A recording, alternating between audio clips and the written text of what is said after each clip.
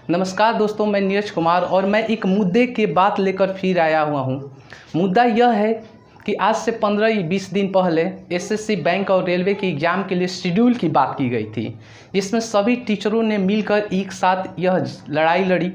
और उसमें क्या हुआ, टीचरों ने यह कहा कि अगर डेट आ जाएगा तो हम डेट के साथ रुकेंगे नहीं, पूरे हमें शेड्यूल चाहिए। हुआ क्या कि जैसे ही जिस दिन यह पूरा हल्ला बोल हुआ जॉब के लेकर, तो एक छोटा सा डेट आया और वो एसएससी का डेट था। उसको देखते हुए कुछ सर हमारे जो दिल्ली के सर हैं, उन्होंने कहा कि यह लॉलीपॉप है, इसको देखते हुए आपको रुकना नहीं है, हमें यह जंग जारी रखना है और छात्रों के लिए रखना है। लेकिन फिर क्या हुआ, उसके 5-6 दिन बाद एनटीपीसी और ग्रुप डी के लिए डेट आया कि 15 दिसंबर से एनटीपीसी और ग्रुप डी के आपके एग्ज़ाम हो गए। तो फिर इन टीचरों का जो जोश था, जो गर्माहट था, वो सभी के सभी ख़त्म हो गए और वो शांत हो गए। उन्हें यह नहीं लगा कि ये भी एक लॉलीपॉप है जो आपको दिया गया, पहले वाले से नहीं आप रुके तो दूसरे वाले। और हुआ क्या, सरकार ने जो सोचा था उसका सही निर्णय हुआ, उसने शांत कर दिया सभी बच्चों और टीचरों को।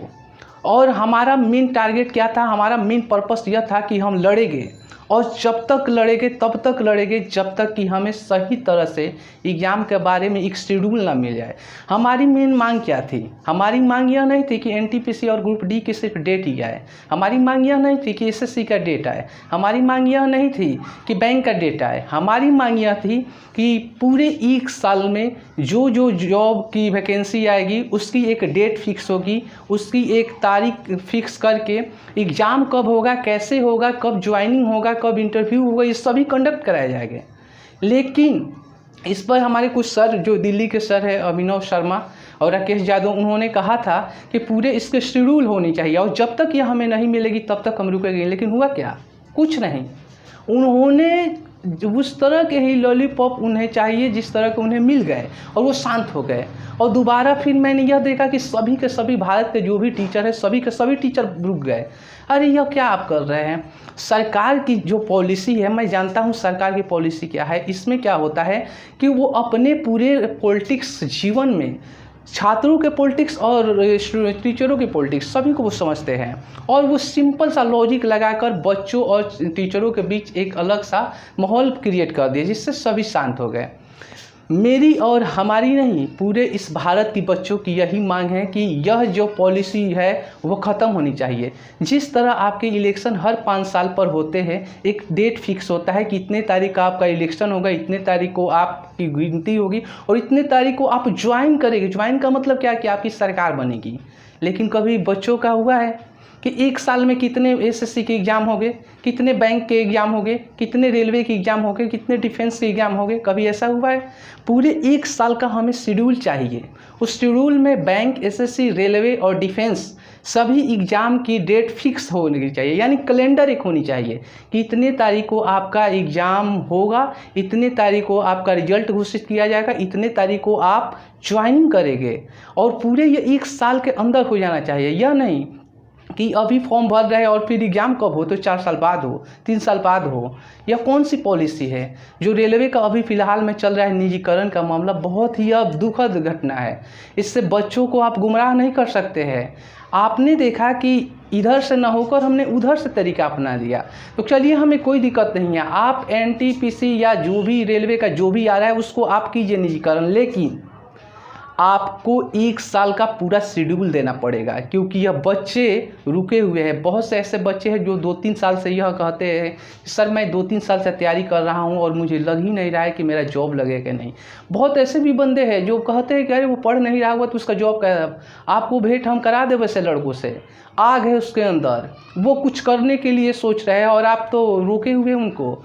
जब तक फॉर्म नहीं आएगा, एक बच्चा ऐसा है जो फॉर्म भरने के बाद 3 साल 4 साल बाद एग्ज़ाम देता है, फिर ज्वाइनिंग करने में समय लगती है, फिर 4 साल बाद नई फॉर्म आता है, तो वो तैयारी कब करेगा। उसका एज लैप्स हो जाता है। अगर पहले में एज लैप्स हुआ, दूसरे साल आ जाए आपका वैकेंसी तो अच्छा है, लेकिन ऐसा तो हो नहीं रहा है, अपोजिट हो रहा है। जब इलेक्शन आ रहा है तब आप हमें वैकेंसी दे देते हैं, यानी लॉलीपॉप। उससे नॉर्मल सा हम क्या कहें, लॉलीपॉप, जो सभी सर द्वारा कहा गया था, और वो फिर हम लोग शांत हो जाते हैं।